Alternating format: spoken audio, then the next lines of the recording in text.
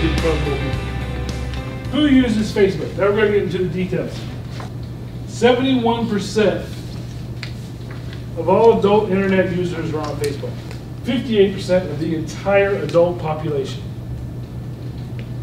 That's all genders, all races, all classes of people, all education levels, everyone. Worldwide? Yes. This is why Facebook is important to your business. 71% of all people are on the internet. Now, the other thing is 91% use it regularly. Not only are they attached to it, but they use it all the time. Is that 91% of the 71 Yes. 58? All right, of that percentage, 71% are women, 62% are men. I don't know how that's possible. 77% are between the ages of 30 and 49 years old. They spend an average of 7 hours per month on Facebook alone. That's an entire day, work day. 80% of those people are likely to try new things based on somebody suggesting it on social media. That is an extremely high percentage for businesses. You want to get in on that. 845 million people on Facebook in 2012. It's past 1 billion now. 38% of those people would recommend something on Facebook if it was a brand that they liked. So you think that, well, they would never like my Facebook page. Well, they would if you had one and they knew about it. You don't need to expect them to go searching it on their own. They might go search it on their own, but you need to make it as easy for them as possible. Ask them when you're if you're a restaurant, ask them, go review us on Facebook, like us on Facebook, which is why you see that so much. Now, why should you use Facebook? Consumers are there and they expect you to be there. Like I said, it shows the viability of your business. It's also a place for you to interact with your customers, which should be very important to you. Because the more you interact with them, the more you know who they are, the more you know better how to serve them. Therefore, the more they're going to like you. The more money they're going to put in your pocket, right? Helps to cultivate and showcase your brand. It promotes awareness of your brand, loyalty, promotes repeat business, helps to solidify your positioning, and communicate whatever it is that you're about, your messaging. It's a very good way to do that. Customer referrals. It's one of the easiest ways to get referrals and reviews. And those are important. Should be part of your overall digital marketing plan. Helps with search engines. It helps with customer relations. It makes people feel important. Makes them feel listened to. Makes them feel special. Everybody likes to feel special. I listened to a guy the other day that was talking about how he was followed by the, I think it was FSU football team on Instagram. He was like, "You bet you're not followed by them." He felt special, right? Which meant he told more people, which is what this is all about, right? How to use Facebook. The nitty-gritty. First thing you have to do is prepare. Understanding that social media is a channel for business communication, just like any other. A lot of people think that, well, it's free. It's free, kinda. It's free as in YouTube is free. YouTube will suck up your life fast.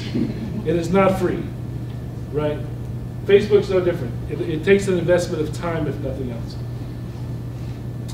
You have to have your brand already developed because you're going to communicate your brand through Facebook. You can't communicate what you don't know what is. At least you can't do it well. Which means you have to know who you are outside of what you do. You have to know what your messaging is. Which means that you have to know what it is that you're going to say that's going to help people to remember you and choose you in the marketplace.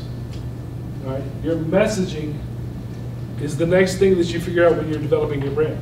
You have to figure out, okay, this is who you are, what you look like. What are you going to say? Why do you matter? right? If you're not any different than your competition, you don't really deserve to be in business, because we already have one of those, whatever it is, right? So your messaging is what are you going to say that's going to help you stand out from other people? It's going to make you different, make you remembered. Your look and your feel, so that you can be consistent. You have to have a look and feel that's already established. Everything that you have, everything that you put out to the public world needs to look the same. How are you going to tell your story from a visual standpoint? So what is it that you're going to put out there to connect with people? That's important because it takes 7 times psychologically for you to see something for you to remember it. 7 times. So if you're sending me stuff 7 times, and after the 3rd time it looks different, it starts all over again. He sends me 4 pieces of communication. The 5th one is completely different looking than the first ones. I won't know it's him. And he has to start all over again. This is one of the reasons why, back when we used to do magazine advertising all the time, before the internet, we would tell people it was better to put a small ad in the magazine multiple times than one big ad. Because the more you see it, the more you're going to remember it. It's more rather than large. So it has to be consistent look and feel.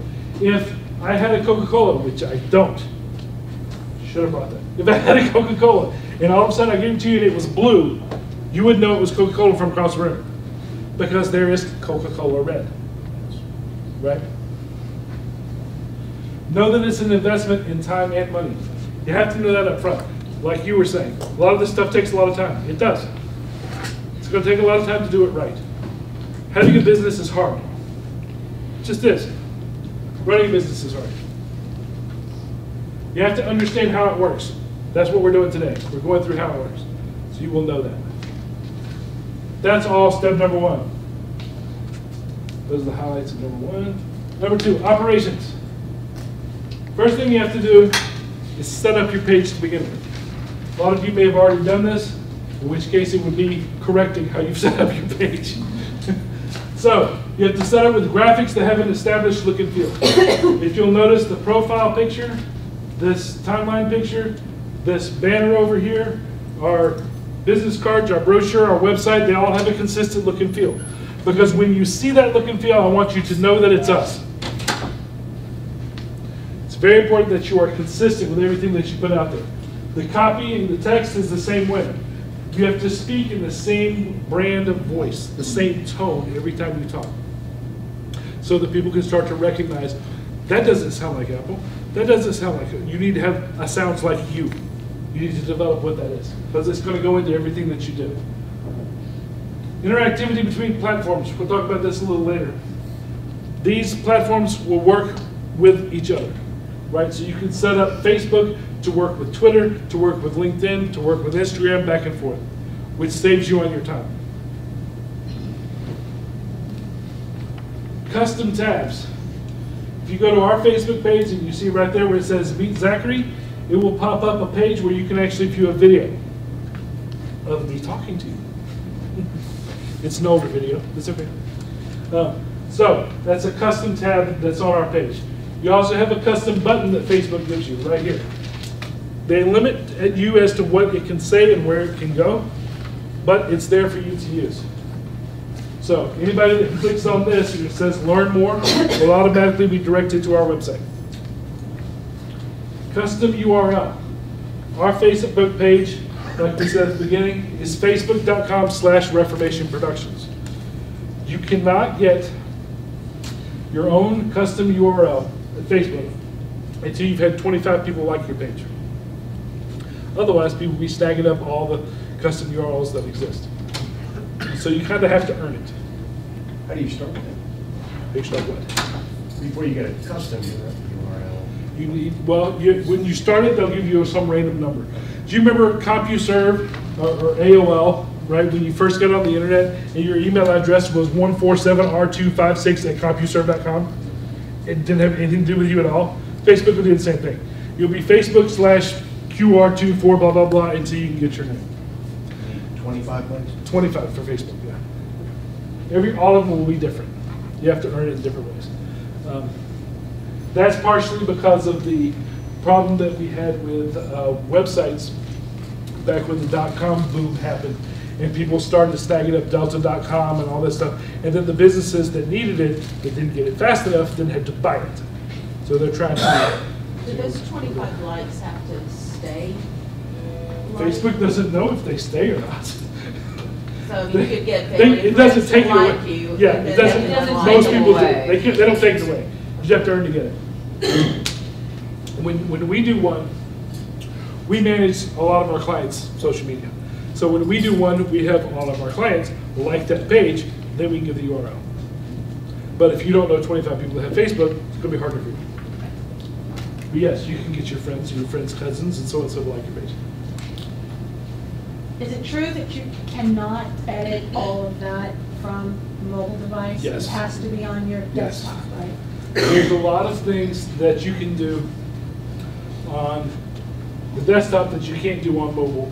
There are some sites that you can do on mobile that you can't do on desktop. Right. Instagram's the only one that's really like that. And it's a pain in the tuchus. But yes, that's true. Next, step number 3, creation and curation. That has to do with the content that's on the page. What you were going to say, what you're going to show, what it is you have to share with people. We'll talk more about that a lot in a minute. Maintaining is step number 4. That's actually posting whatever you've created or curated. This is whatever you've developed on your own or found out there. Right? This is actually sharing it. Tagging the content as appropriate. This is a picture that we put up on Facebook. This girl's name is Caitlin. We have tagged her in this photo. This is one of the things that we've done. We were out with another client at an event, and she's there. We tagged her in it. It did several things. Number 1, it made her feel special, right, as an employee, because the company tagged her. Second, it put this photo and everything that we were doing, our client, the activity, and the agency in front of everybody she knows. That's why the tagging is important. The next thing, this is a video that we shot while we were at a hockey game for the Atlanta Gladiators. Does anybody watch Atlanta's hockey team? Once in a while. A little weird though, right? But anyway, we have a client that sponsors them. So we shot a video, and this is, they gave us tickets to go watch the video play. So this is our video up there in the hockey rink, and we tagged the client. The client actually had one of their clients that was in the video. We also tagged them, and we tagged the Atlanta Gladiators, and we tagged the name of the stadium that we were in, which means this post got in front of all of those people. That's why tagging is important. And you did that by just an @ Yes. It's called @LinkedIn. The thing is, you have to already be connected to them. You can't connect to somebody that you're not friends with.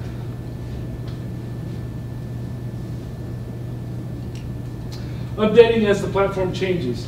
This is part of maintaining. Again, it happens a lot.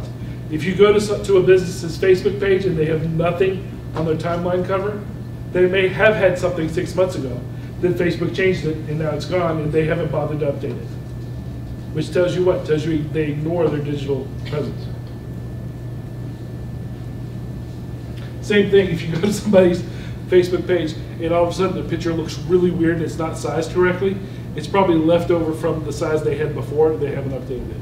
On tagging, so do you have to be friends with the person or business Yes. that you're tagging, or can you just like it? You have to, well, you have to, if it's a business, you have to like them. If it's a person, you have to be friends with them. Okay. Engaging, step number 5. Interacting with your Facebook friends. This is asking them questions, answering questions that they have, responding to comments that they have, answering Facebook messages that they send you. Some people don't know this.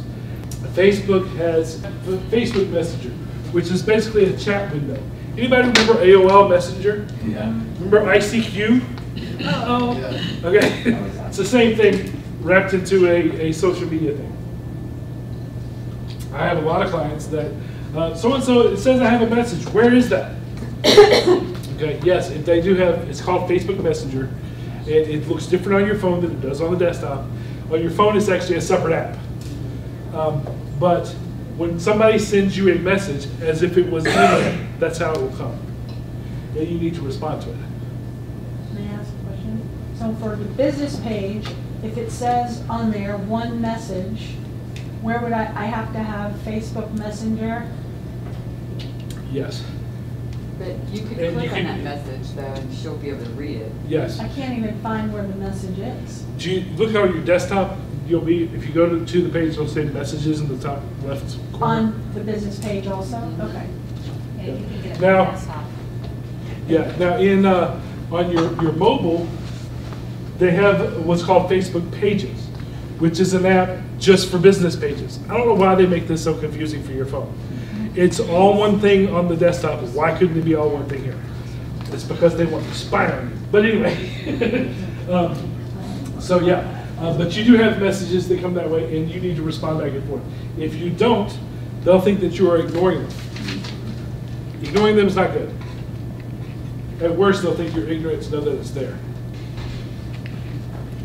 All I right. have a question for you on that. Okay. If you have your business page connected to your personal Facebook page, you'll have a message for, iMessenger for your Facebook page, but your business one, that won't be connected to the iMessage for your personal Facebook page. It looks like it, but it's not.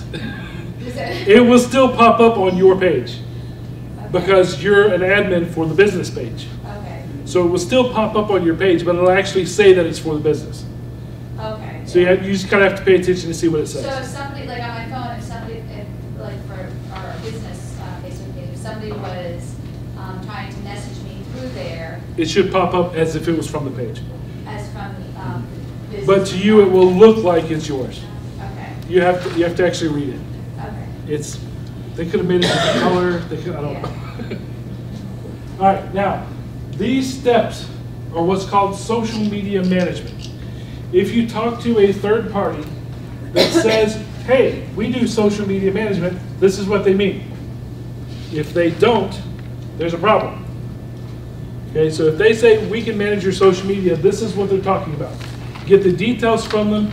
If it's not what they're talking about, something's wrong with what they're offering you. Okay? Either they'll only do half of it, or there's different levels of service that you can get.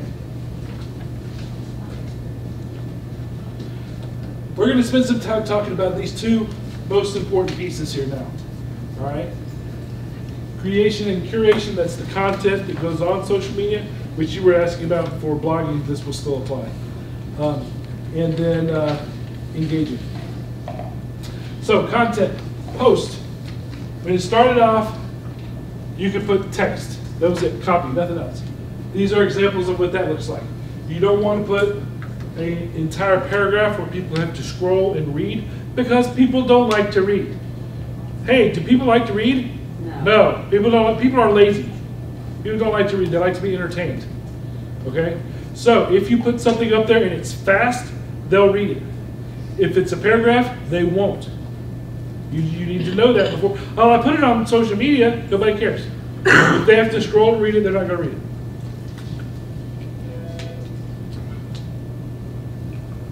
Next is photos. Photos are a very good thing to post on your page as well. They get looked at a lot more often than text does. Now, what we do, this is an example of some photos that we put up. As the agency, a lot of people are interested in the behind the scenes of what we do. We shoot TV commercials, we shoot radio commercials, right? All that stuff is exciting, it's Hollywood, what does that look like? So we put it up there and it entertains people. It also lets them know what we've been up to. And we can link the client, which makes them feel special. Yes? Won't the texting influence your SEO though? Won't what influence? Text posts influence Yes. SEO? Yes. So, I mean, it's still a good idea. So, yeah, Even so if people we- aren't gonna read it. Yeah, when you put a photo, put text with it. Yeah, for that very reason. What you don't want to do is text stuff things though. It has to be it has to be actual content. You don't want to just put a bunch of stuff up there that's keywords, Right. because Google knows that now. Right. Videos is the next thing. We talked about videos a little bit before. Videos are read even more, or experienced even more than photos are. When we do services where we manage somebody's social media, where we develop all the content for our clients, the majority of what we put up is a graphic or photo or video, more so than just text. Because it's just not, it doesn't work as well anymore. We do still have some that's just text, but not a lot. So the majority of what you should be doing should be visual, especially on somebody's phone, because they'll go through it and they'll more likely to look at it. Now, the other thing that Facebook does now is they'll let you put GIFs in there, which is basically a moving picture. That'll catch your attention more than a static picture. So there's different levels as to however much you want to put into the development of your content. Shares. This is an example of something that we shared. This was posted on our page by the Gwinnett Chamber of Commerce because we were in the Pinnacle Small Business Awards. And so what I then did is we shared that, thanking them for the recognition, okay? So sharing this is good for them. They like it, it's good for us. Other people on their page see it, blah, blah, blah. You like people accordingly. Sharing is another way to get content. It doesn't have to be your content. You can share something that's relative to your brand. Responses. I get questions about this all the time. Responses on your wall, and it needs to be on your wall or in your messenger. It has to be in your brand voice. You have to, again, you have to know what your company's brand is, know what it sounds like, know what the personality of your company is, what tone of voice you should be using. And that's what you talk to people in, which is why you can't let your part-time employee do it for you, unless you've schooled them on what your brand sounds like, okay? Answer questions. People will complain, you have to answer those, you have to get feedback from people, you'll get compliments from people. The question that I usually get at this point is, can't we just delete it? Just block it? And the answer is, yeah, you can. You shouldn't. Here's why. This that's up here, we posted a video that we did for our client Napa. And we said, hey, this is great. And then the first thing on here is, congratulations, that's great, keep up the good work. Then here's a complaint. Actually, it isn't. These people suck. Right? Because you have people that are negative in the world. You're not going to run away from it. It exists. And everybody knows it. So it's okay that it exists. What matters is how you respond to it. Okay? When we got that complaint, we responded immediately. We explained to them, we're sorry you experienced this, blah, blah, blah. We then tried to either resolve the situation or take them offline, which is call us, email us, private message us, don't have this conversation on our wall without saying that. You try to move them away from the wall, but how you handle that matters. If you go on to kayak.com or something, and you're looking at hotels to stay at on your honeymoon, right? And you look through and you notice that every time there was a negative complaint, the company responded, that matters. Because it means they cared enough, and maybe this was just a sourpuss. That's better than just deleting it and acting like it doesn't exist.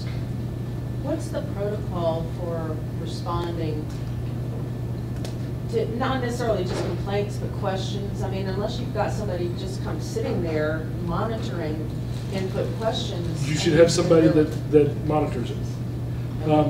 It doesn't mean you have to do it immediately, but you don't want it to sit more than 48 hours. Either it should come to you as the owner or somebody that you've assigned it to. Like if you have an agency, it would come to them, they would handle it. Or if you have an employee that handles social media for you, it would come to them. Somebody needs to be on it. It's too important to leave undone. All right, let's talk a little more about posts, because there's lots of, again, going through content.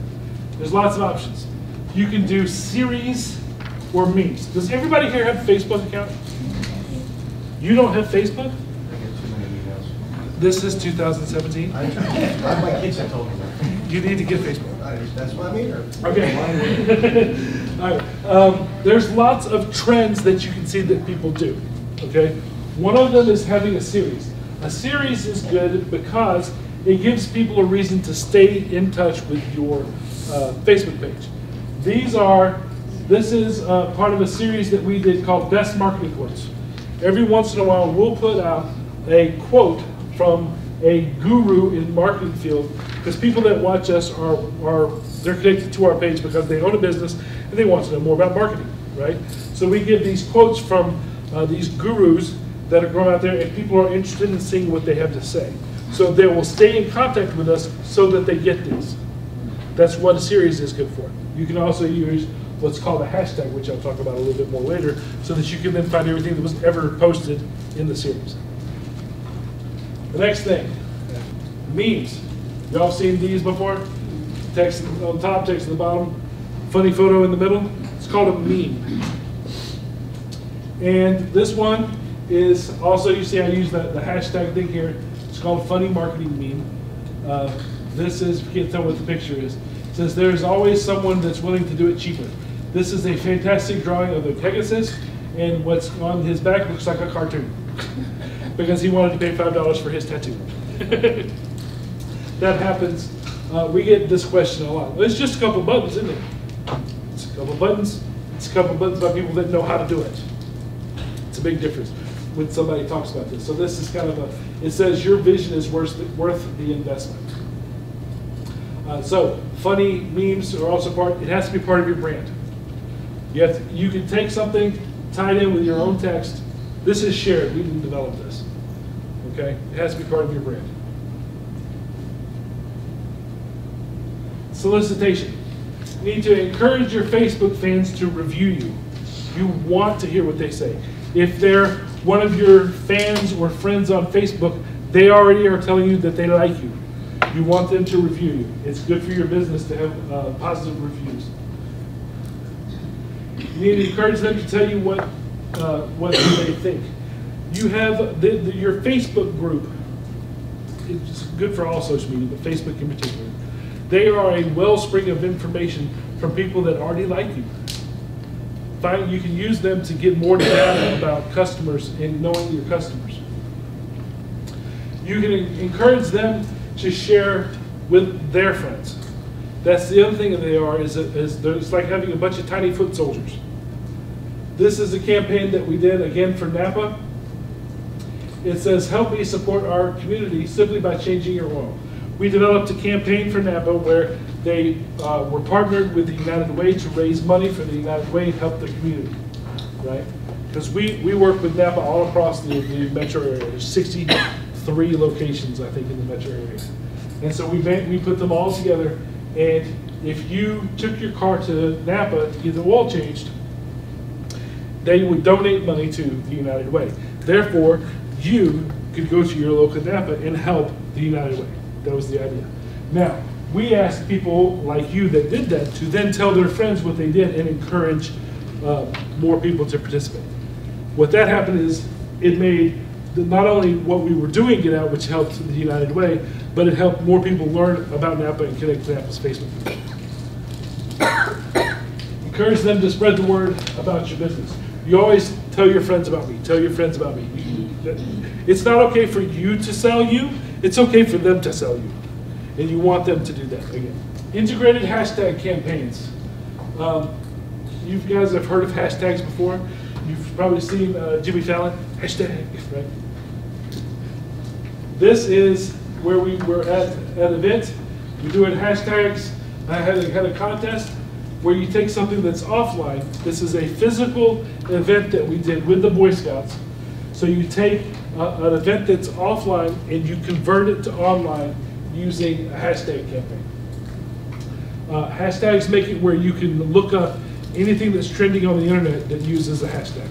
And you can make whatever hashtag you want as long as it's not being used. And there's ways to check that's been used.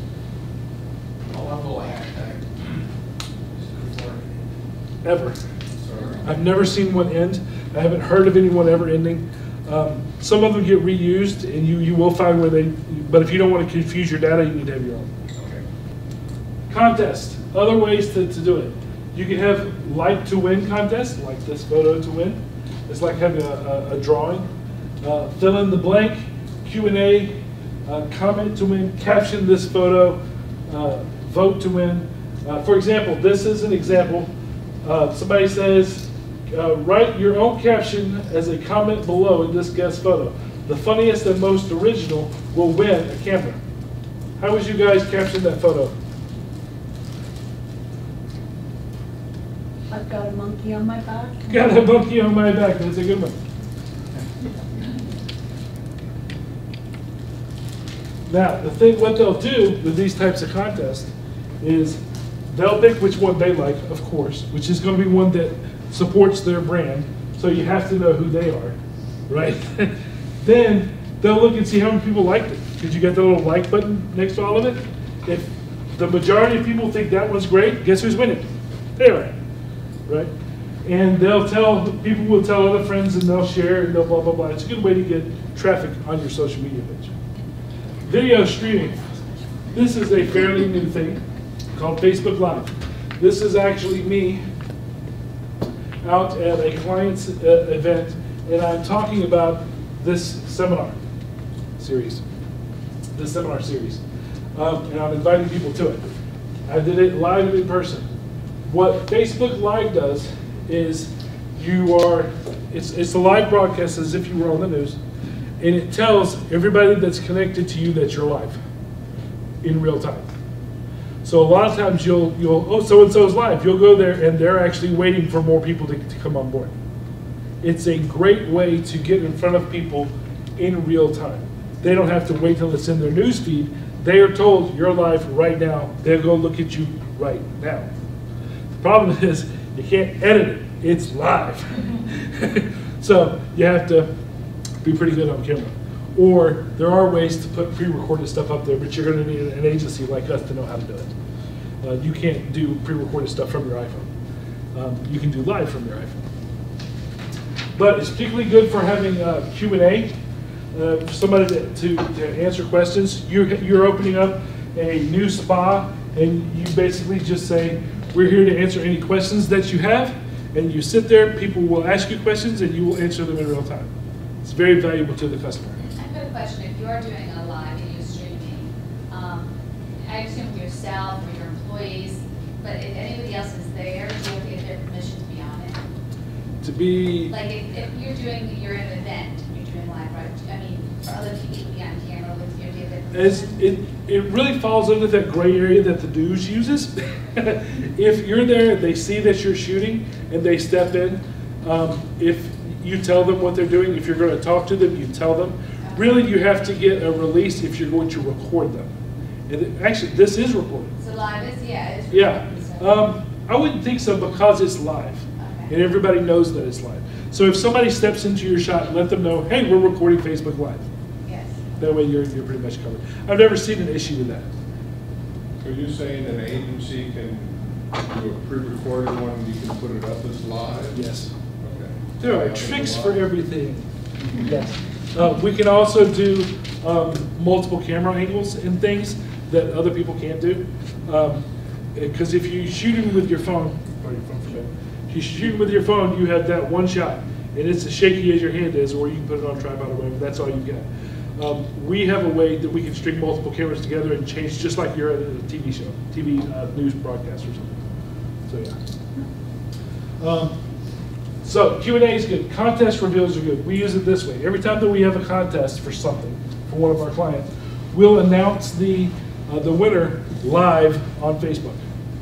Everybody that participated and their friends and whoever else is there will come to watch the announcement of who won. It's a good way to get traffic. Behind the scenes. Again, people are very interested in what goes on behind the scenes, what makes you tick, what do these people really like. Movies will do this a lot. You'll see behind the scenes of, you know how you have the DVD behind the scenes, right? And you buy your DVD, you see they'll do the same thing on Facebook. So I'm shooting a movie today and we're blah, blah, blah, and they'll actually be broadcasting it live. Announcements.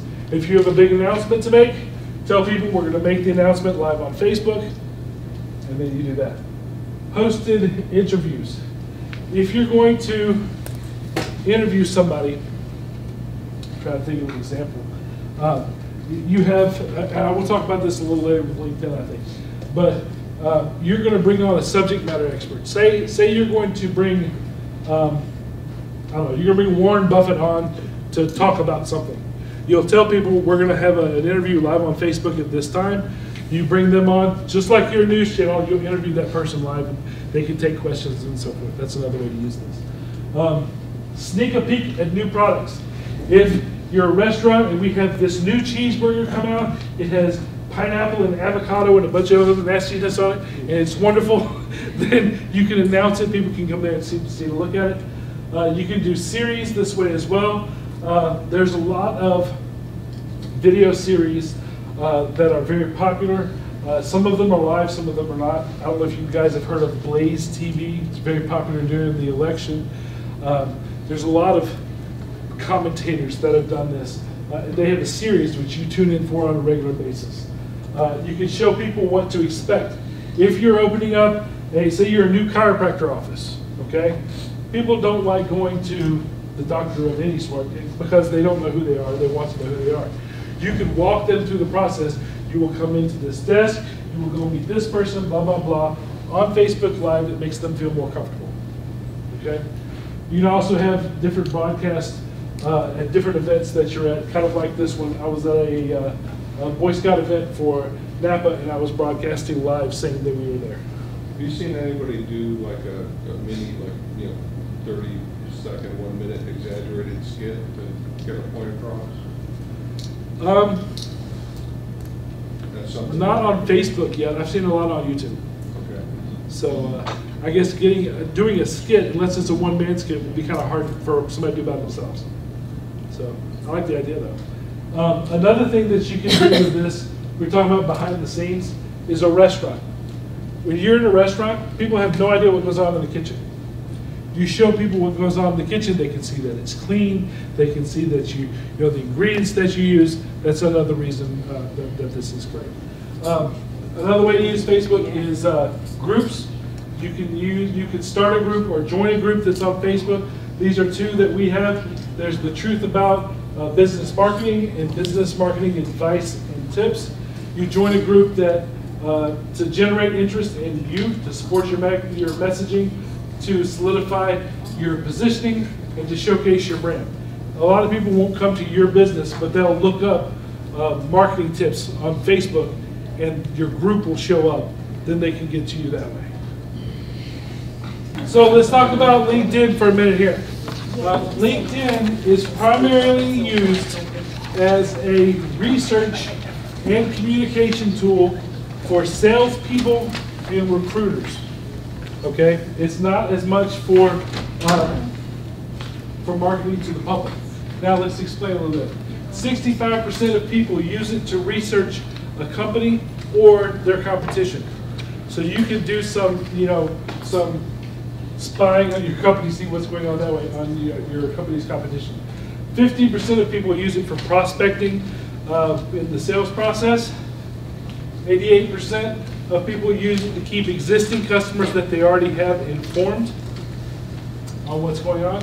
60% of people say that they have generated revenue from using LinkedIn somewhere along the line. Now, these 60% did not say that they got it directly from LinkedIn, but through using LinkedIn, they've generated 60% of their income. Now, how to use it. First thing that you have to do with LinkedIn, which is different than others, is you have to have a profile set up for the owner of the company or an executive of the company that is not going to leave the company. Okay, that's different. And the reason why we suggested being the owner preferably or high-ranking executive is because your LinkedIn business page, which is the next thing you're going to build, is tied to that person's profile. So after you have the owner's profile set up, then you set up the company page after that. Now you'll also notice you have graphics and things along here. Again, your branding is still there. It still has to be consistent. Your brand voice still has to be there. You have to be able to write copy, that sort of thing on your page. So you have to have the owners, and then from the owner's profile, you build the company profile. After that, then you have your sales staff make their profiles. Okay? And then once there's, again, everybody should have the same consistent look and feel. Are these staff personal profiles or staff profiles on the company profile? Personal profiles. Personal. Because it's social, it's per person. It's the same thing with Facebook. You have employees. You want your employees' pages to look like they are employees of your company. The problem is, it's their profile. So sometimes employees will create a separate profile that's for company use versus private use. If they're super dedicated, maybe they'll just have one and let you control the look of it. That's company stepping on my toes sort of thing. All right, so after you do that, then all of your salespeople can connect to the company profile. Then when you go to the company's profile on LinkedIn, it will show all of the employees at that point. Now, after that, you ask for first level contact for introductions. So everybody that you personally know or your salespeople personally know, you ask them to introduce you to other people. Let them know that if you got a new job, that'll show up your anniversary. They always email you, that sort of thing. And you try to contact through the first couple of people that you know, and it starts to get the word out there. Through, again, all of your salespeople. Because it's all the people your salespeople know as well. Then you link status updates to other social media accounts. There are not many people that I know, unless they're a recruiter or there's a LinkedIn guy that's a very nice guy that runs around. He may do this. Most people don't update LinkedIn because it's LinkedIn. But you can connect it to Facebook through HubSpot, Social Media, Hootsuite, if this, then that. There are ways to hook everything up where whatever you put on Facebook also goes on LinkedIn or any of the other ones. Okay? A lot of people don't post fresh new content to LinkedIn, depending on what your target is. If your target is executives, then do, because that's who's there. I was just going to say that the only good thing the person that actually blogged for me for a while did was show me that whatever you put in your blog, you actually had to repost it, recopy and paste it, and post it into there to make it look like it was the fresh content. Otherwise, it came as just one little share, and it wasn't the same. It depends on how it's done. Yeah. Yeah, but yeah, true. It's like this right here. This post that's on our page came from Instagram. So there's different ways to do it. But yeah, you have to be careful with how the program goes. All right. Then you look for any relative connections. You can go up here and search. With us, we would search marketing, and everybody that has a job in marketing at another company, as long as they're not an agency, we could then request to contact them. Okay. Now, LinkedIn started out as a recruitment tool. It was a place to post your resume, which is why your profile page looks like a resume. So it's really good for finding employees. It's really not designed to be used to sell services, but it's a social tool. If you're going to get to know them, build a relationship with them, it is a possible way to do that, depending on, again, on who your target is. Share relative articles. Again, you can share things that you have from other people. So anything that you have relative to your business, you can share on your page. Comment, answer, and engage.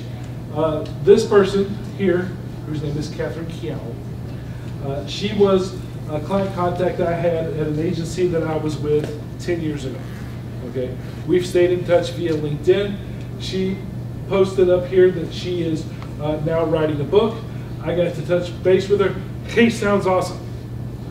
She knows I still exist, which is good. You want people to know that you still exist, right? So you can engage with other people through their wall and comment on different things that they have. Again, it's social interaction is what the name of this game is. Other ways to use LinkedIn. Join or start a group just like you can on Facebook. There are LinkedIn groups that exist. Most of them are going to be filled, and I'm just going to be honest with you, most of them are going to be filled with salespeople trying to do the exact same thing that you're trying to do. But you can start a group or join a group, and people will actually have peer-to-peer conversations in there where they're trying to figure things out. But unfortunately, the majority of people are going to be salespeople. But it is a method that's out there. Sometimes it does work. Don't bet your life on it. Invite experts to be guests on your site's blog or on your Facebook Live that we just talked about. Okay? You can find somebody that's a subject matter expert on whatever. Invite them to be a guest on your blog. It flatters them. You get their audience. It's another good way to use LinkedIn. Find out what somebody's credentials are, what their history, their experiences. Troll the alumni tool. LinkedIn has an alumni tool. If you went to UGA, who else went to UGA?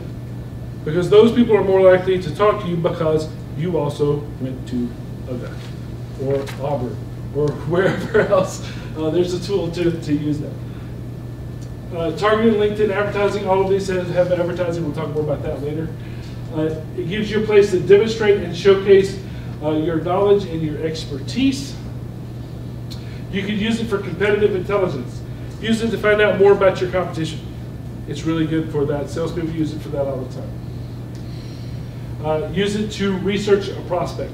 If you have a meeting with Warren Buffett, because you roll like that, so you have a meeting with Warren Buffett, you can look him up on here, find out details about where he went to school, so you have conversation points when you meet him.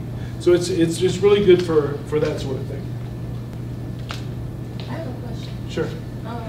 For the blogs, and let's just say for my organization, and because I see your name is different from your company, isn't that like a group? Should it all? Oh, this, yes. Okay, should it? Is it okay if it's all still under the same name, or should If you have a group named for your company, people will not go to it.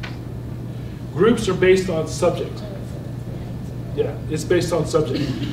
Nobody's going to go to your LinkedIn company page unless you send them there either.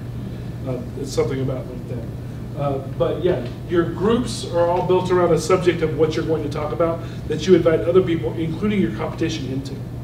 It's like you're making an open discussion. Re-engage with previous clients and contacts.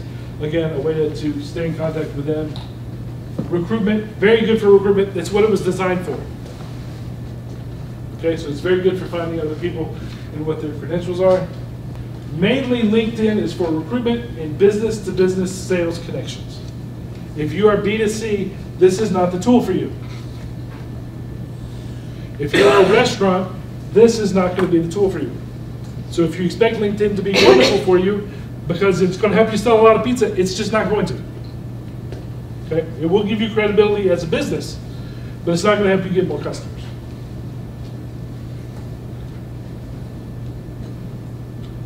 Pinterest. Well, Zachary, one Yes. question. Any comment about risks associated with accepting LinkedIn invites? You can block them if you decide to Yeah, have it's more. You run a risk with anybody in social media that you let into your circle, whether it's LinkedIn or anybody else. A lot of them are going to be spam or salespeople. Generally, if you don't know them, don't accept them. If you have, on Facebook in particular, I'll talk about this because I've learned to recognize the signs.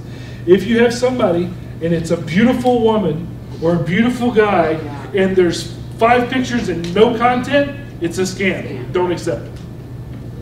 And even when they do have content, then they try to hit on you, so it's, Yeah. Well, you can look at the content and see how far back it goes too. Yeah. You can tell if it's real if you look.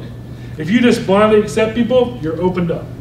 The other thing I was reading on LinkedIn is if you get a call or if you get a response rather from somebody that want to be your friend or connect with you, you can respond to that without actually inviting them in and say, Yes. how do we know each other? You know, just something Right. friendly. But and Right. then if it's a bot or if it's somebody trying to scam you, they'll probably like stop Right. at that point. Yeah. I'll say something else about LinkedIn that I use it for because we're involved with so many companies and I follow the news for that company. Sure. So you're constantly putting pieces of the puzzle together, which makes you more knowledgeable, you know. when you're talking. Exactly. Right. That's very true. All right. Pinterest. Let's talk about women. Pinterest, content for it, we were talking about content before. Actually, that fella had to leave. But the content for Pinterest is usually, it's a visual wish list, what they prefer and what they recommend. So that's what the content looks like. This is Coca-Cola. It's a way for them to showcase their brand, connect with more women, showcase their relative products. Coca-Cola, because they're so big, they do have kitchen products. They have the little, was it a polar bear figurine that can hold your spoon in the kitchen, and they have all kinds. They've expanded their brand beyond just a drink, right? So that all of their relative things they put in here. Recipes of things that you can make with Coke, that sort of thing, all go in their page. Now, they inspire potential customers through this is what we've done, this is what you could do, inquisitive sort of thing. Things that work well for Pinterest. Holidays, anything related to the holiday, decor related, recipes, fashion, family activities, swag. Swag is promotional items that you have to have your name on it. Those are all things that work well on Pinterest. You can also, if you have, for example, you have a clothing company and you sell things on your website, you can design websites that can easily be pinned. All right, so if your target is, say you own a dress shop down in your downtown, you can make it where you can have little buttons, pin this to your page, make it really easy for people to pin. If this is your target market, if you're selling something that people would pin, by all means do that. For us, not relevant. Pinning stuff from our website really doesn't fit any of those categories. So. Can you prevent somebody from pinning your stuff? If it's unique design or something? No, I don't know why you would want to. Well, unique design, you don't want somebody to copy it or... Well, you can make it where it's copyrighted, where it's watermarked, or where it is blocked content to begin with. You can do that. But as far as if you have a picture that's just on the internet that's out there, they can pin it. Yeah. I received messages that says, you know, Mary Smith created a new board. What is that? Pinterest is, it's about, what you do on Pinterest is you create, the users create boards, like bulletin boards, on certain subjects. And then they pin whatever to that board. So it's a way that they categorize certain subjects. Like, these are my favorite winter fashion board. And then you pin things to that. Then you create one for summer. And that's kind of how they use it. Coca-Cola here has ones for Thanksgiving, one's holiday, like Thanksgiving style holiday. One for easy recipes, different boards that they have. So it's different subjects. Oh, the other thing, it's good for SEO. It's good for your overall digital marketing strategy. Instagram. Instagram's content is based off visual and creative experiences. We have a Instagram page basically so I can have talks like this and have an Instagram page. Most of our clients are not 12 to 24 years old, but we have one so that we can talk about it. We put on it these same things that we put on some of the other things in our series. But it needs to be creative and visual and exciting because it's a younger millennial target that you're talking about. They don't get inspired as much by things that are classic or boring. I have a question about having multiple platforms. You said earlier not to repost things. Is it okay to post the same thing on multiple platforms? Okay. The only problem that you would run in is what's called duplicate content, and that refers to text.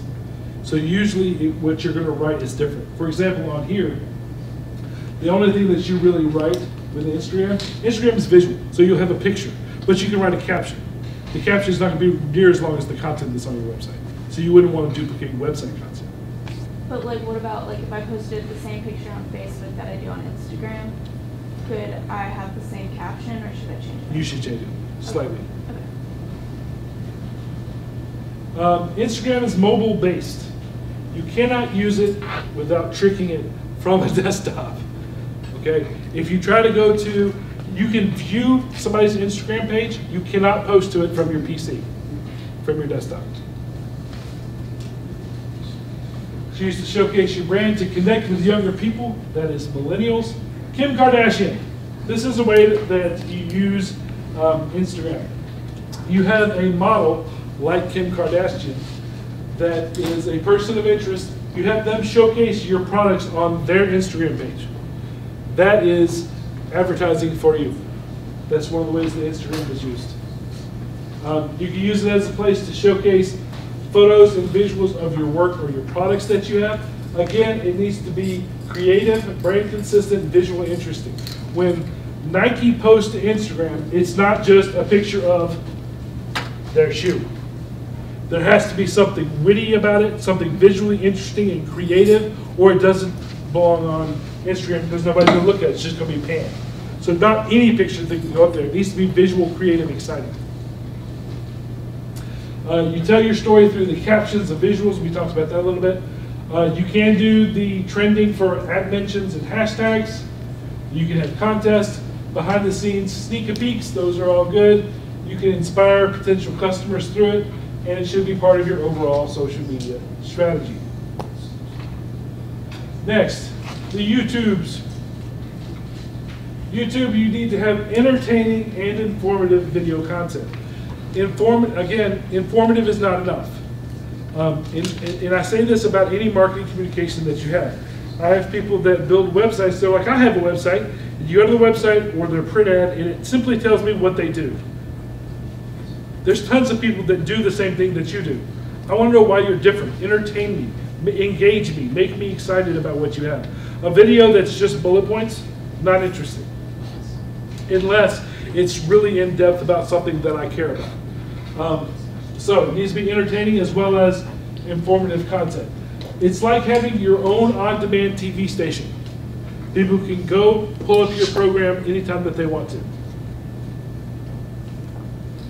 Showcases your brand. Again, your brand is very important. Is you showcase every single video that you have. If you have commercials, behind the scenes, announcements, commentaries, news shows, documentaries, any video content that you have, you can put on YouTube. Now, when you start, remember how we said that with Facebook, you had to have 25 likes before you could start your own URL. With YouTube, you have to meet a certain criteria before you can get your own URL. But they also limit you with the amount of content that you can put up. You can put up a 5-minute video, you can't put it up an hour. I can, because I've been doing it longer and they know me. So you have to earn, and that's arbitrary. I don't know when they decide how much you can get. They allow us to do longer and longer as time goes by. I don't know why I would ever want a 6-hour miniseries, but I guess I could. So that you have to make content that will fit whatever it is you're allowed to do. You can also share video content for other sites. For example, Facebook. If you put a video on YouTube, you can share it and it's playable in Facebook. However, if you put a video on Facebook and you try to share it to YouTube, it will not work. So again, YouTube is the place to go as far as video goes. There's several others. Vimeo, I mean, there's lots of other platforms as well. But you can actually share content on your website, on other places through YouTube. The other thing, you'll see a lot of what we do is we put videos on YouTube that go in the websites that we make. The reason why is, and I don't think I've said this yet, Google owns YouTube. So anything that you put on YouTube, Google likes. We like to keep Google happy. So that's important to know as well. Now, YouTube only videos. If you ever watch anything that's on SNL or Jimmy Fallon's The Tonight Show, at the very end, they'll ask you to subscribe, ask you for comments, and include links that are at the end. You would only want to do those on YouTube only videos. If it's in your website, you don't want to do that because it doesn't make sense. Somebody watches a video and says, click here to subscribe. They're at your website, what are they subscribing to? They don't understand that. All right, so you only do that on YouTube only content.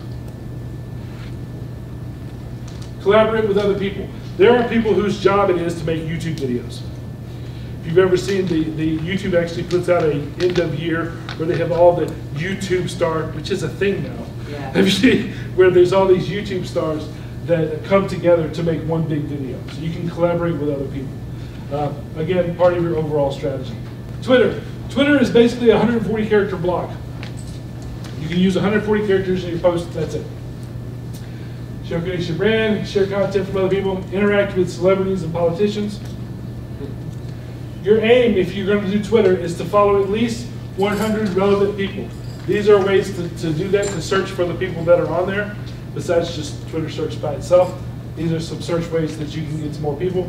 Again, should be part of your overall strategy because it's good for SEO.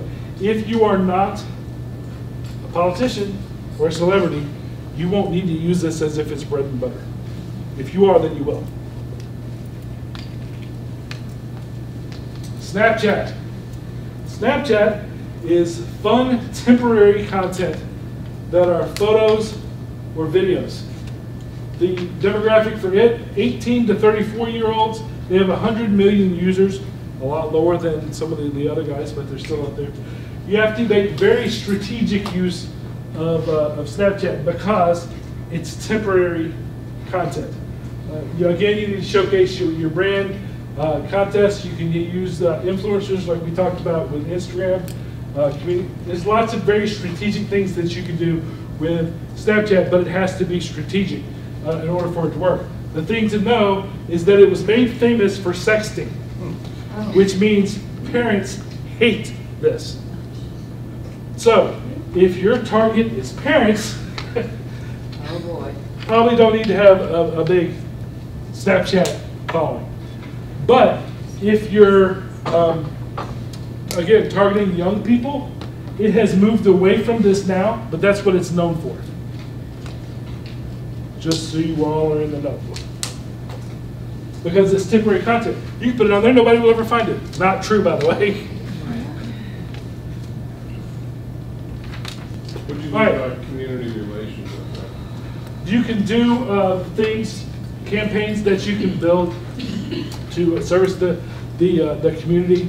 I'm here, I'm doing this. It's I actually can't remember what my thought was when I put that up there, to be honest with you. But there's ways, there must have been a strategy I had in my head that I can't remember right now. Doing a service project for a community to put it up there. Is that You could, the thing is, because the content is so short, you have to be very smart about how to use it so that you're not wasting your time and money. Because if you pour off a lot of time into building this really cool Snapchat video that's up there for 48 hours, you know, they used to be even shorter than that. Is it appropriate to take stuff you put on YouTube or Facebook and repost it on there? If it's good, it's so quick, you have to catch I think their attention span's shorter than those. Second or something. Yeah, so it's more like a flash in the pan sort of thing. But even Snapchat is changing. They moved away from some of what they were. All right, the goal. You have to understand what it is you're trying to accomplish before you decide which one of these you're going to use, right? And then you have to understand that social media management is not a quick tactical plan for generating sales, which we talked about. Generally speaking, the use of social media management as a communication channel is a longer-term strategy. You use it to increase your brand awareness, showcase your positioning, showcase your brand voice, maintain relationships, and interact with your clients and prospects. That's really the biggest one. You can also encourage your fans to help other people. Twist. Is there a way to use social media for quicker sales? The answer is, kinda. Social media is quickly becoming a replacement for other media that's out there. For example, news, music, stories. Advertising on social media, just like you would any other paid media, is a way to do that. It's different than social media management that we've talked about the entire rest of the time. You're using it just like it was a newspaper at this point. You would then use it just like a newspaper. You put your advertisement in front of them, then drive them to one of your other digital assets that are out there, your own Facebook page, your own Twitter page, whatever, your own website. There's also content sponsorship, which is another option. I'll spend a little more time just describing what those two are, and then we will be done. Advertising. Social media provides highly targeted advertising because they get into your life, because they're social. The two best to use, YouTube and Facebook, because they're the two biggest. Advertising is marketing through purchased media, in case you didn't know what advertising actually was. A lot of people think advertising and marketing are interchangeable. They're not. Advertising is a small part of marketing. It is marketing through media that you're going to buy. Social media management is more like PR, in which case it's marketing through unpaid media. It's not what you buy. You do not need to participate in social media management to advertise. You should, but you don't have to. They'll let you buy a spot on YouTube without having a YouTube page.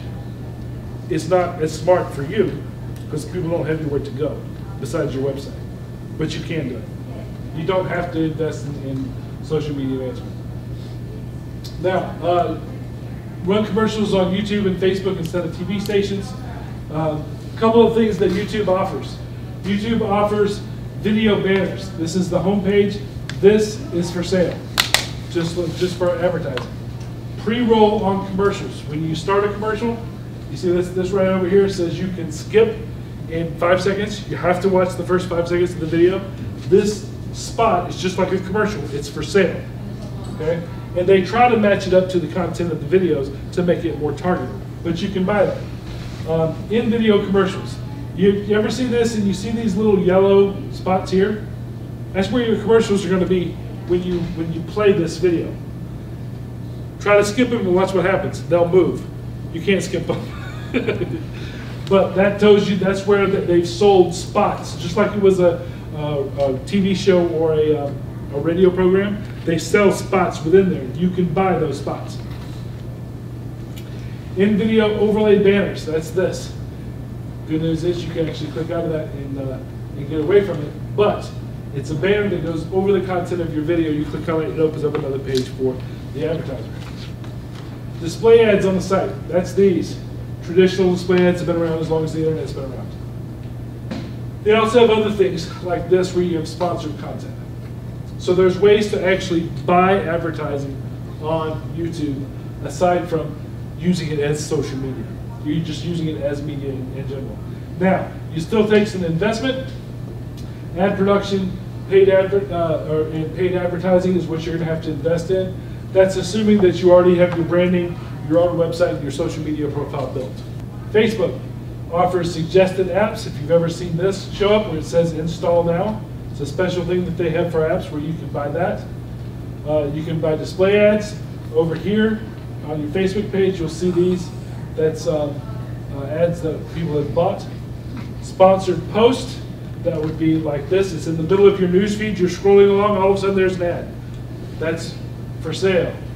Boosted post.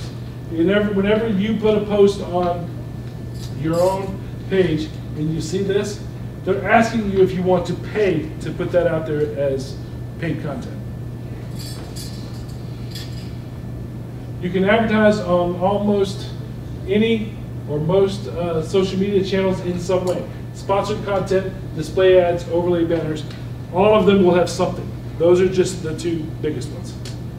So in addition to using it as social media, you can use it as digital media. Sponsored, this is number 2. You can sponsor the profile owner's content creation. This is what made Kim Kardashian famous, besides a few other things she's done. She is known because she was one of the first people to make money. She's not as stupid as she seems. She makes money off pumping other people's products on her social media. They pay her, this company paid her to put this ad up there. It's not an ad, it's her saying, oh, I think this is great, and blah, blah, blah. People go, Kim Kardashian thinks this is great. All right? You can actually do this on a local level if you find somebody of interest that makes sense. You probably can't afford Kim Kardashian. You can also have a series. This, Sour Patch Kids. This is Snapchat. We were talking about Snapchat series before. These guys are, this is a popular Snapchatter, like a YouTuber. right? He's already popular, already has lots of people. He's a person of interest. So Snapchat went to him and said, hey, do something for us. And in that, he made them, you know, more awareness come to them. But they paid him, not Snapchat, they paid him, right? They sponsored his content. Blogs, we were talking about this earlier. You can also sponsor somebody to talk about your blog. This is your, the blog, this is probably on WordPress. WordPress isn't getting the money, the blogger is, right? Because you've asked them to talk about you in some way, form, or fashion. And you can do that if you know, it makes sense to your business. Reviews. This fella is a photographer. He is a side business making money for photography equipment because he'll do a review on his YouTube page and he'll get free equipment. This piece of equipment given to him free because they said, we will give this $1,000 piece of equipment to you if you do this video for us. He was like, sure. He has all kinds of toys. It's another way to if you want somebody that's popular, that has a lot of users, a lot of friends, you can get them to do a review and sponsor their own content. Who has the control over that review? The person does. The reviewer. Unless it's in your contract that you get to look at it first. Because it's a contract. You want to take questions now? Questions. And what's the information you think about? What is your thought on the Shop Now button on Facebook and or Instagram? There is a way, I'm going to sit down now. There's a way to put your products up on Facebook and Instagram now, Right. where you can use it as if it was an e-commerce site. That's good. It's no substitute for having your own e-commerce. Right, but you're not opposed to that. What, I see some people stirring, so why don't we end the formal part and Okay. then continue the informal. Sure. So first of all, I'd like to thank Zachary for an excellent job. Yeah. Obviously a dynamic subject. Did anyone learn absolutely nothing? Anybody here going away saying, oh my gosh, you know, my head is full. I know I am. So thank you for an excellent, excellent job. Good question. So obviously, if you get involved with social media marketing, it's a commitment. Yes. So let's say you just can't handle it. Is there a way to gracefully exit it without damaging your brand or your business or whatever? How do you get out if you can't keep up? Most people won't get in it and then get out because nowadays it's too important to have.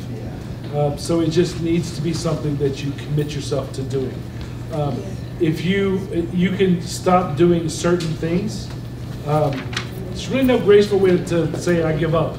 I mean, that's just not, it's not a good thing. Or yeah, because you don't want to commit to it, you don't want to let your page go idle or whatever. You know, it's not like you're giving up or quitting the business. You're just like, I'm going to put it on hold until I maybe get resources or put it on hiatus or. I would. I've never been asked that one before. I guess do the best you can and be honest with the people that follow you. Yeah. Just tell them, hey, I'm trying my best, especially if it's a new business. Yeah. Don't invite people to it if you're not going to be at it. That's right. So all the links that you have promoting it, take them down. If you're not going to be there, don't tell people that you are. So you can take those links down. Yeah. Okay. Yeah, the links from your website to your Facebook page, if your Facebook page is dead, don't have a link to it. So yeah. Any other questions? I can't recall if you answered this earlier, but how many times is too many for posting on Facebook? Depends on who your target is. Generally speaking, I look at once a day, and that's enough. Some people every other day, some people once a week. Depends on who your target is. So it's very customized. And I feel like it depends on the time too, because on Instagram I could post 30 posts at night and I'll get 100 or more likes. And if I do it at noon, I might get 60 Yeah. or more. The time of day that you post will make a difference with, again, what your business is, who your target is, and what platform you're on. Okay. Absolutely. If you're a restaurant, you're going to want to target people when they're thinking about eating. So you would hit before lunchtime, before dinner time. Any other questions? You want me to keep going? Did you answer the question that I want you to answer about the blog? The blog and how to make money off of it? Did you get into that? Yeah, I already did. Was that, you said, get someone to sponsor? Sponsor content, yeah. Okay. If you write the blog, you want somebody else to sponsor your content. In other words, somebody has to pay you to write about whatever you're writing about on your blog. All right, content planning. Yeah, same thing. We'll just try to go over this fairly quickly. Brand oriented. This is when you're thinking about what you're going to write, what content you're going to put out there on social media. All of it's brand oriented. There's certain buckets that we kind of pull from. One is your history, whatever your mission is, your positioning, whatever your character is as a business, your messaging, whatever you're talking about. Frequently asked questions or tips, those are always good. Things that are personality oriented, anything that supports that.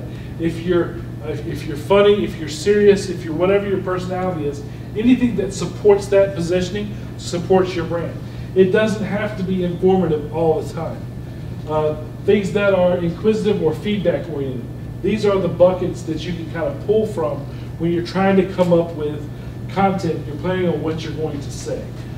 So the history of the company, what the company is about, all these sorts of things, which are all brand oriented. You have to kind of have to know who you are. Your next question is to determine what types you're going to use. If it's a photo, is it a series of memes? Is it behind the scenes videos, several different types of videos you can put up? Is it copy only? Is it a poll where you're asking them for feedback, contest sharing, whatever it is? What I recommend if you're going to do it yourself is you sit down when you have some time and you write out the entire month at one time. You do not post it at one time. You can schedule how it's going to go up. But you sit down when you have some time and you write it all the time. Because you will not, if you say, I'll just do it fresh every day, it won't be good content because you won't have time to have thought about it. I have a question. What site, because there's a site that you can use where it'll post it for you. Yes, there's lots of them. Yeah.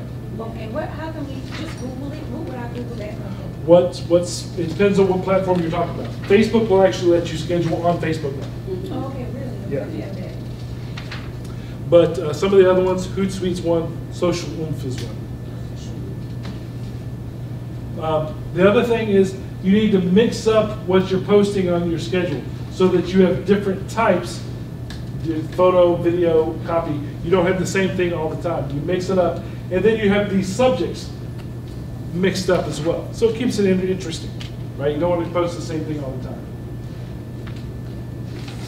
Content marketing.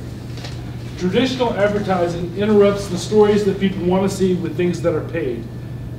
What content advertising is, it's creating content that people want to see.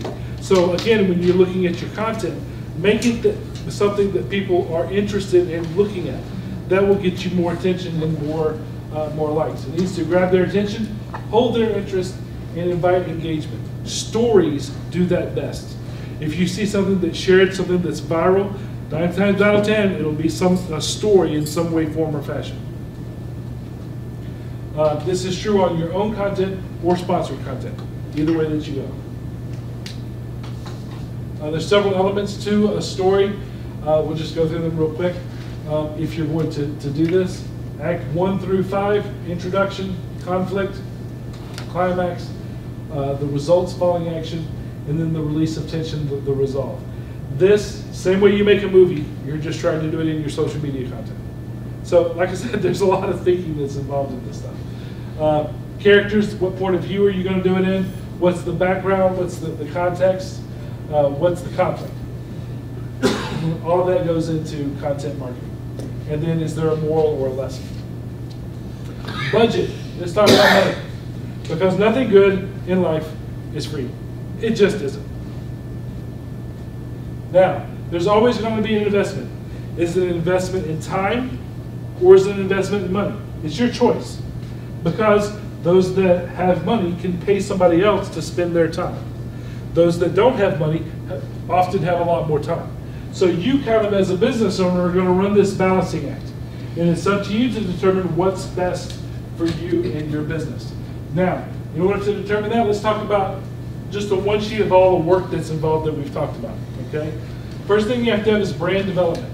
You have to build this brand foundation, which is your positioning, that's what, your messaging, that's who, and your campaign tagline, that's how.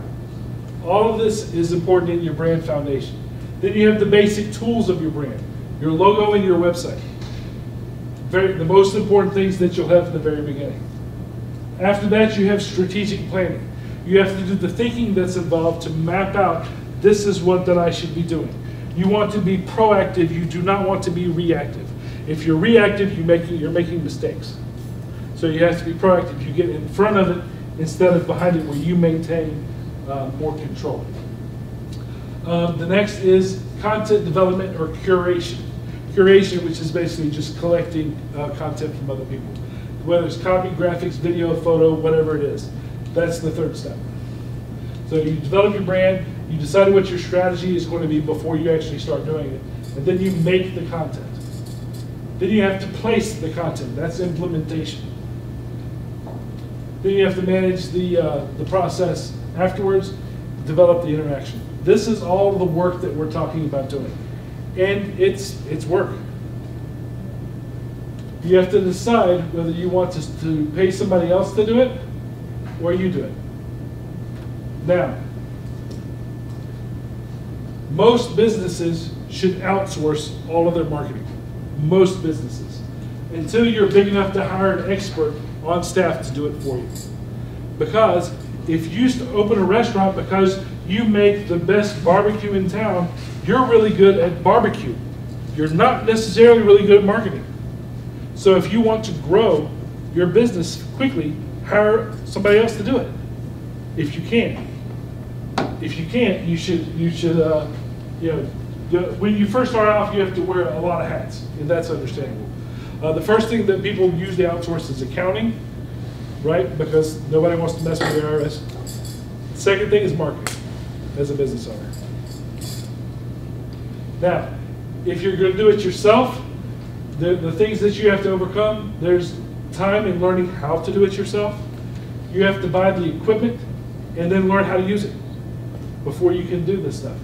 You then have to take the time to develop the content, and then you're going to have trial and error. It's human nature, you're going to have it. I've had trial and error. I just had trial and error 20 years ago before I met y'all. But it's going to happen. Outsourcing, what you're doing is you're getting expertise. You're getting people that already have the equipment. You don't have to go out and buy a video camera because I have 12. So you don't need that, right, if you're going to outsource it. You also get their experience. The results from hiring it outside is that it's going to be faster, more professional, and it's going to be less expensive in the long run than you trying to figure it all out on your own. One of the issues that you have with entrepreneurs, one of the issues that I have with entrepreneurs, is that they are, by their very nature, they're go-getter people, right? I can do it, I can do it. That's why they started their own business. I can do it, I can do it. You have to be very mature to learn, I can do it, but I'm smart enough to know that they're going to be better at it than me. It takes a certain type of person to be able to do that. And you have to have the certain investment to be able to sustain that.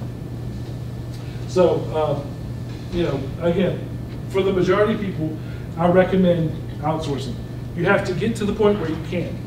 If you're still in your basement, you're not there yet. You do the best that you can, and a lot of the stuff that I talked about, like you were saying, is well outside of what you can do right now.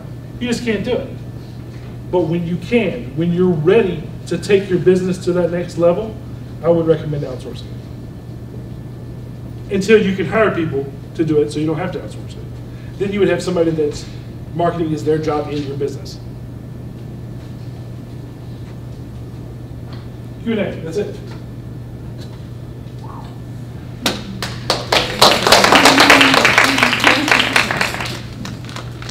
Any other questions? Yes?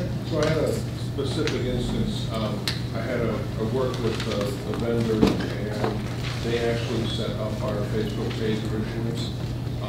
Now they set it up, and basically I could set it up as me, and I'm the administrator. Right. So now the company pages, I've got actually two, they're under me, okay? But really sure exactly how to interact with that one, because it's like, I can't really put up a personal page now, can I? Because then it links back. I want to keep the company and personal separate. So they set you up a personal page. Well, they set me up online. I don't actually have it's like an empty personal page. Yeah. Right. So you can set up another one, Okay. but you can't delete your other one. Right. Because if you do, your Facebook page will go down. Yeah.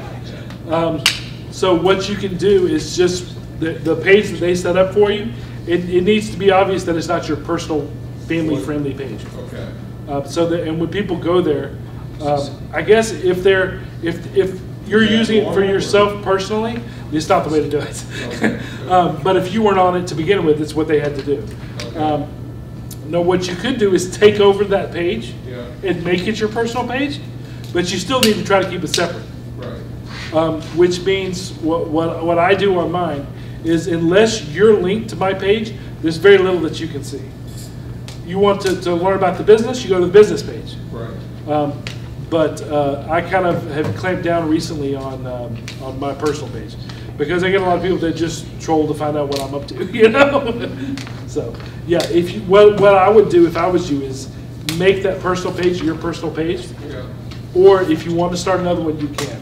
A lot of times employees will have more than one because they want to have this wild and crazy one that they've had since they were kids, and the company wants them to have one that's professional. Right. You just have to find a way to not tell each other about the other one. Right, because is there something, I was trying to look up on Facebook, they don't seem to have a lot of information on there in terms of how to do that, is there someplace to go? They don't. To look They that don't. up? You can't. There's no real way to do it. You just kind of have to figure it out on your own.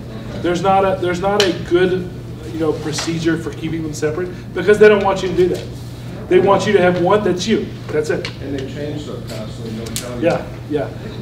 The other thing that you run into is there is no way for you to contact Facebook. You can't. I can't. And I give them more clients than most people. Mark Zuckerberg doesn't care what you have to say. So you can't, there's no support number, there's nothing. They're going to do what they're going to do, and they make enough money that they make movies. What, based on your experience, I know there's probably this involved, but what is an average market price for somebody to set up your website and maintain it? And then the other thing is if you've got a friend or somebody that is very experienced in it, what would be a fair price to pay them based on your experience and your opinion? It's a very open-ended question. Yes. Because it's however much you pay for your website, which should not be skimped on. Okay. Depends on the bells and whistles that you're going to put into it. If you want me to get Morgan Freeman to talk on your website, it's going to cost a lot more than somebody that doesn't want Morgan Freeman. What about basic? It depends on the definition of basic. But you can spend, the minimum that you're going to spend on a good website is going to be, and I scarce to say good, you can spend as low as like $1,500. Okay. But that's extremely basic. Okay. No, that's good enough. And you can spend up to hundreds of thousands of dollars. And it really depends on whatever is going to go into it. Now, as far as managed social media, again, it depends on what the content is. Some people can spend as low as $300 a month to have somebody manage their social media. Some people, it's $1,500 a month. It really depends on your unique situation. So the best thing is, the best thing to do is, look, what we do is we say, tell me your budget, I'll tell you what we can do for that budget. Yeah. All right, one more round of applause. Thanks a lot of energy. So, over 3 hours. Yeah. Thank you very much. Excellent Thank you, job. good luck. Good luck.